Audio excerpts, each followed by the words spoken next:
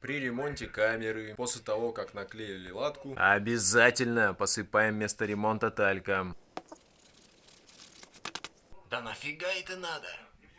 Да чтобы не было вот так.